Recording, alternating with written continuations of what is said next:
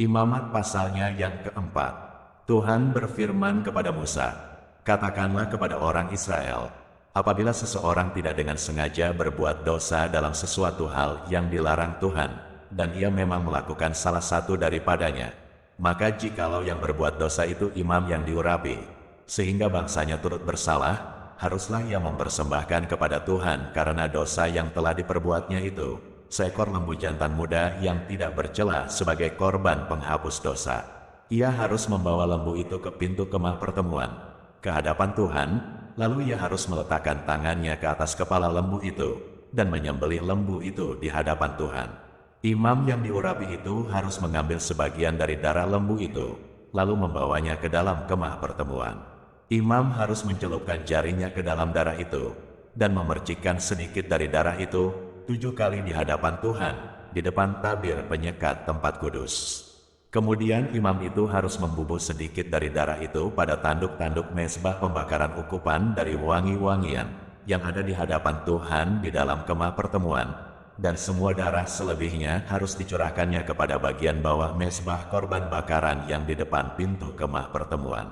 Segala lemak lembu jantan korban penghapus dosa itu harus dikhususkannya dari lembu itu, yakni lemak yang menyelubungi isi perut dan segala lemak yang melekat pada isi perut itu, dan lagi kedua buah pinggang dan lemak yang melekat padanya, yang ada pada pinggang, dan umbai hati yang harus dipisahkannya beserta buah pinggang itu, sama seperti yang dikhususkan dari lembu korban keselamatan.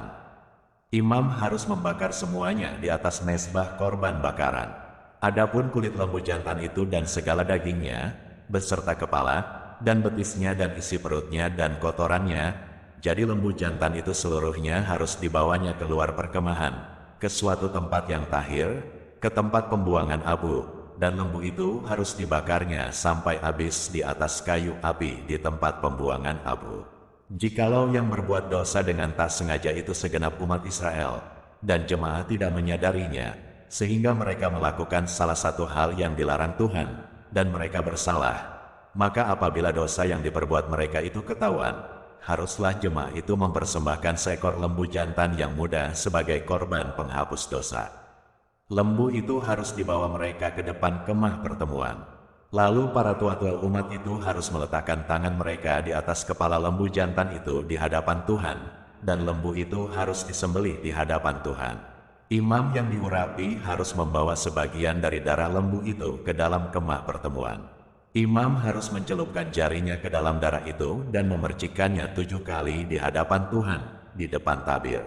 Kemudian dari darah itu, harus dibubuhnya sedikit pada tanduk-tanduk mezbah yang di hadapan Tuhan di dalam kemah pertemuan, dan semua darah selebihnya harus dicurahkannya kepada bagian bawah mezbah korban bakaran yang di depan pintu kemah pertemuan. Segala lemak harus dikhususkannya dari lembu itu dan dibakarnya di atas mezbah. Beginilah harus diperbuatnya dengan lembu jantan itu. Seperti yang diperbuatnya dengan lembu jantan korban penghapus dosa, demikianlah harus diperbuatnya dengan lembu itu. Dengan demikian, imam itu mengadakan pendamaian bagi mereka, sehingga mereka menerima pengampunan. Dan haruslah ia membawa lembu jantan itu keluar perkemahan, lalu membakarnya sampai habis seperti ia membakar habis lembu jantan yang pertama. Itulah korban penghapus dosa untuk jemaah. Jikalau yang berbuat dosa itu seorang pemuka yang tidak dengan sengaja melakukan salah satu hal yang dilarang Tuhan, Allahnya, sehingga ia bersalah, maka jikalau dosa yang telah diperbuatnya itu diberitahukan kepadanya, haruslah ia membawa sebagai persembahannya seekor kambing jantan yang tidak bercela. Lalu haruslah ia meletakkan tangannya ke atas kepala kambing itu, dan menyembelihnya di tempat yang biasa orang menyembelih korban bakaran di hadapan Tuhan. Itulah korban penghapus dosa. Kemudian haruslah imam mengambil dengan jarinya sedikit dari darah korban penghapus dosa itu, lalu membubuhnya pada tanduk-tanduk mezbah korban bakaran. Darah selebihnya haruslah dicurahkannya kepada bagian bawah mezbah korban bakaran. Tetapi segala lemak harus dibakarnya di atas mezbah, seperti juga lemak korban keselamatan. Dengan demikian, imam mengadakan pendamaian bagi orang itu karena dosanya, sehingga ia menerima pengampunan. Jikalau yang berbuat dosa dengan tak sengaja itu seorang dari rakyat jelata, dan ia melakukan salah satu hal yang dilarang Tuhan, sehingga ia bersalah, Maka jikalau dosa yang telah diperbuatnya itu diberitahukan kepadanya, haruslah ia membawa sebagai persembahannya karena dosa yang telah diperbuatnya itu seekor kambing betina yang tidak bercela. Lalu haruslah ia meletakkan tangannya ke atas kepala korban penghapus dosa dan menyembelih korban itu di tempat korban bakaran. Kemudian imam harus mengambil dengan jarinya sedikit dari darah korban itu, lalu membubuhnya pada tanduk-tanduk mezbah korban bakaran. Semua darah selebihnya haruslah dicurahkannya kepada bagian bawah mezbah. Tetapi segala lemak haruslah dipisahkannya, seperti juga lemak korban keselamatan dipisahkan. Lalu haruslah dibakar oleh imam di atas mezbah menjadi bau yang menyenangkan bagi Tuhan. Dengan demikian, imam mengadakan pendamaian bagi orang itu sehingga ia menerima pengampunan. Jika ia membawa seekor domba sebagai persembahannya menjadi korban penghapus dosa, haruslah ia membawa seekor betina yang tidak bercela. Lalu haruslah ia meletakkan tangannya ke atas kepala korban penghapus dosa itu, dan menyembelihnya menjadi korban penghapus dosa di tempat yang biasa orang menyembelih korban bakaran. Kemudian imam harus mengambil dengan jarinya sedikit dari darah korban penghapus dosa itu, lalu membubuhnya pada tanduk-tanduk mezbah korban bakaran. Semua darah selebihnya haruslah dicurahkannya kepada bagian bawah mezbah. Tetapi segala lemak haruslah dipisahkannya, seperti juga lemak domba korban keselamatan dipisahkan. Lalu imam harus membakar semuanya itu di atas mezbah di atas segala korban api-apian Tuhan.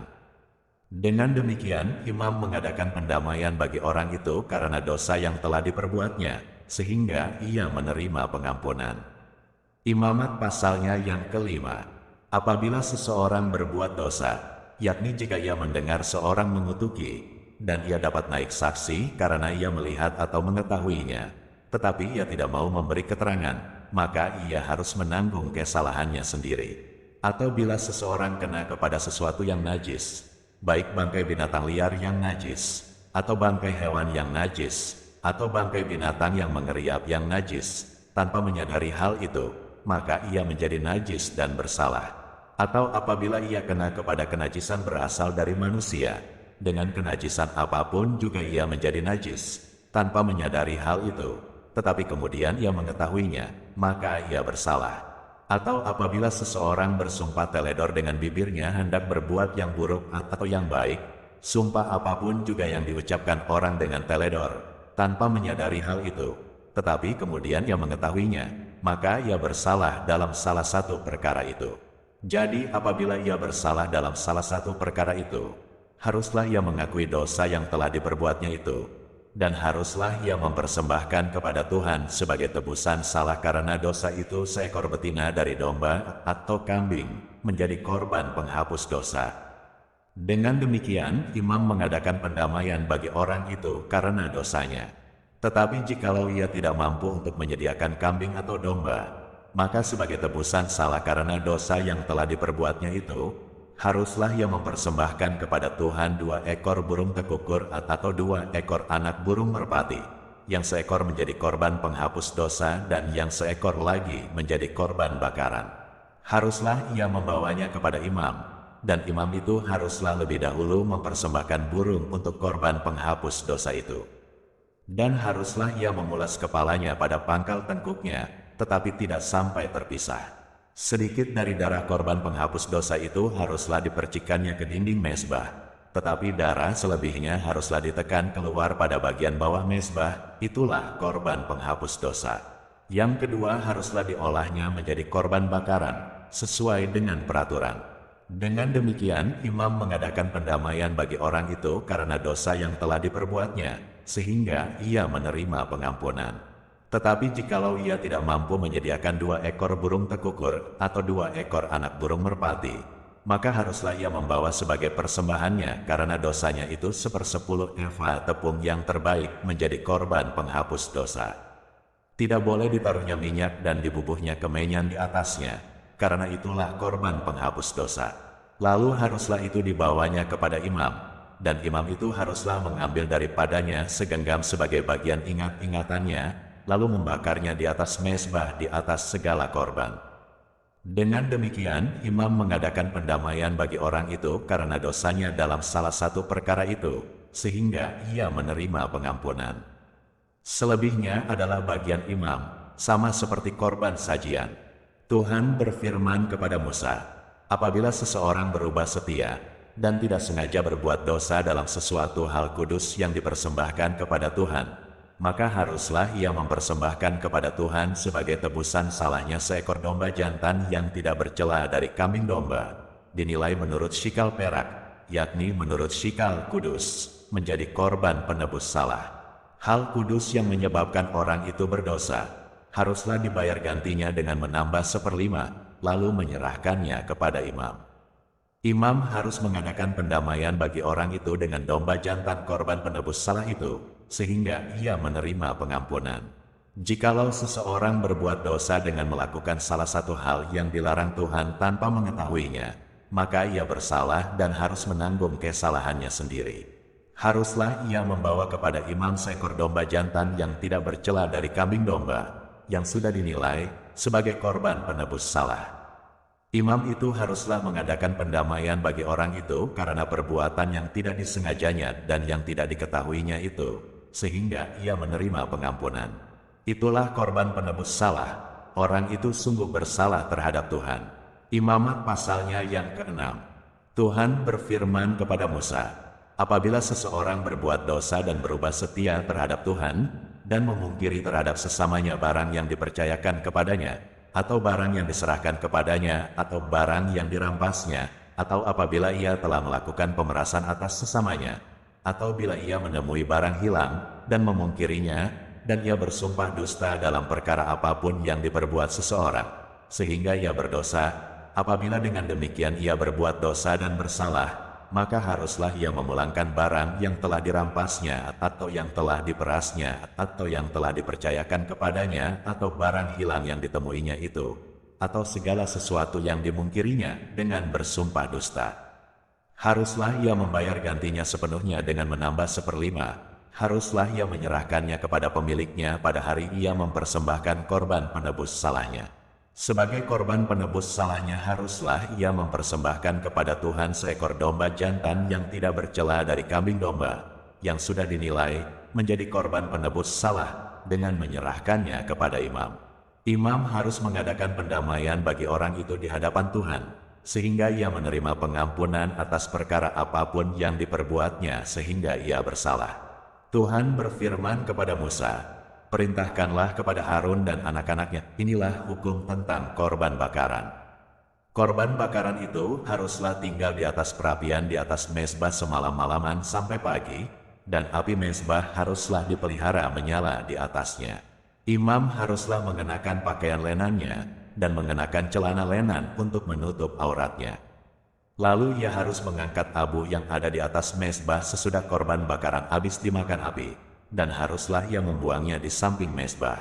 Kemudian haruslah ia menanggalkan pakaiannya dan mengenakan pakaian lain, lalu membawa abu itu keluar perkemahan ke suatu tempat yang tahir. Api yang di atas mezbah itu harus dijaga supaya terus menyala, jangan dibiarkan padam. Tiap-tiap pagi imam harus menaruh kayu di atas mezbah, mengatur korban bakaran di atasnya dan membakar segala lemak korban keselamatan di sana. Harus dijaga supaya api tetap menyala di atas mezbah, janganlah dibiarkan padam. Inilah hukum tentang korban sajian. Anak-anak Harun haruslah membawanya ke hadapan Tuhan ke depan mezbah. Setelah dikhususkan dari korban sajian itu segenggam tepung yang terbaik dengan minyak, serta seluruh kemenyan yang di atas korban sajian itu, maka haruslah semuanya dibakar di atas mezbah sehingga baunya menyenangkan sebagai bagian ingat-ingatannya bagi Tuhan. Selebihnya haruslah dimakan oleh Harun dan anak-anaknya. Haruslah itu dimakan sebagai roti yang tidak beragi di suatu tempat yang kudus. Haruslah mereka memakannya di pelataran kemah pertemuan. Janganlah itu dibakar beragi. Telah kuberikan itu sebagai bagian mereka daripada segala korban api-apianku. Itulah bagian maha kudus, sama seperti korban penghapus dosa dan korban penghapus salah. Setiap laki-laki di antara anak-anak Harun haruslah memakannya. Itulah suatu ketetapan untuk selamanya bagi kamu turun-temurun. Itulah bagianmu dari segala korban api-apian Tuhan.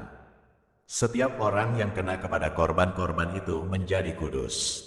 Tuhan berfirman kepada Musa, inilah persembahan Harun dan anak-anaknya, yang harus dipersembahkan oleh mereka kepada Tuhan pada hari ia diurapi, 1/10 eva tepung yang terbaik sebagai korban sajian yang tetap, setengahnya pada waktu pagi dan setengahnya pada waktu petang.